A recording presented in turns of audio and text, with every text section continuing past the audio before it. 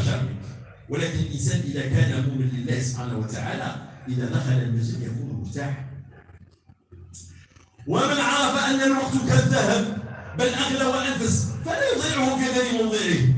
ومن أمضى يومه في غير حق قضاه أو فرض عداه أو مجد بناه أو حمل حصانه أو أخير أسسه أو علم اقتبسه فقد عق يوما.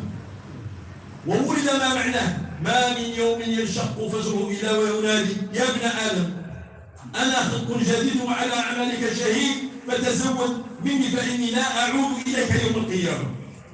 قال الحسن البصيري أدركت أقوام كانوا على ساعتهم أشفق منكم على دنانيركم ودراهمكم كما لا يخرج دينارا ولا درهما إلا فيما يعود عليهم. فكذلك لا يحبون أن تخرج ساعة من أعمارهم إلا فيما يعود عليهم من غيرهم. إن تعجيل أداء الواجب واعتمادا على فسحة الوقت أو طول العمر غبن كبير وخسارة لا تعوض. فإن المفاجأة الحياة لا ميعاد لها. وفي الحديث إن أكثر صيام أهل النار وضعف للمسوف.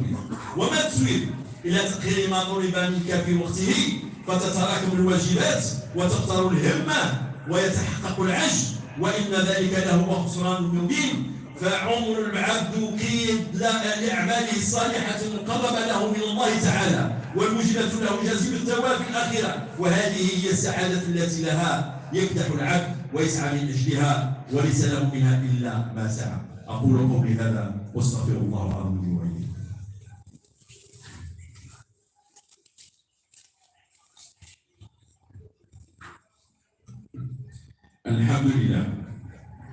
الحمد لله الذي أرشدنا إلى طاعته وسترنا عن معصيته. وأشهد أن لا إله إلا الله وحده لا شريك له عظمته الجلال.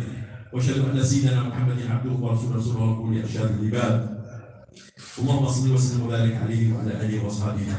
فيا عباد الله اتقوا الله حق تقاته وراقبوه مراقبة من يعتقد أن يسمعه ويراه.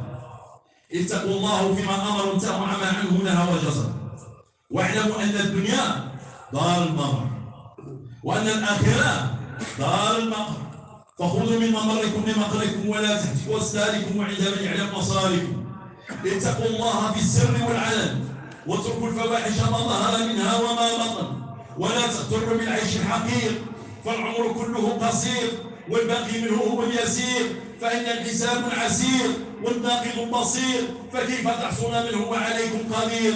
أعملوا ما شئتم إنه بما تعلمون بصير. واعلموا أن الله قد أمركم بأمر بدأ به من نفسه وثنى به بملائكته فقال إن الله وملائكته يصلون على النبي يا أيها الذين آمنوا صلوا عليه وسلموا تسليما.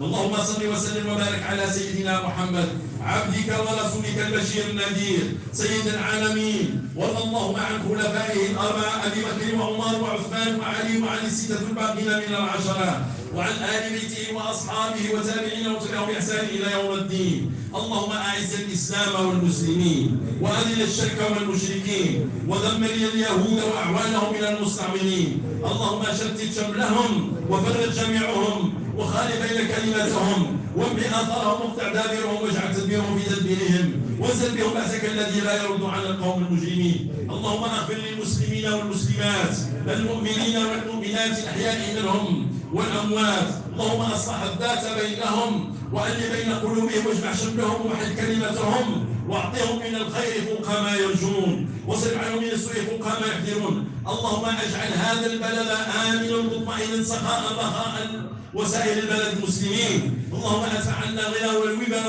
والزنا والزلازل والمحن والفتن ما ظهر منها وما بطن. اللهم لا تجعل مصيبتنا في ديننا ولا تجعل الدنيا اكبر همنا ولا مبلغ علمنا. اللهم ارفع مقتك وغضبك عنا ولا تسلط علينا من لا يرحمنا ولا تؤاخذنا بما فعل السفهاء منا ولا تسلم نعمتك عنا وكن معنا حيث كنا واذقنا بعهد الله اذا عاهدتم ولا تنقضوا الايمان بعد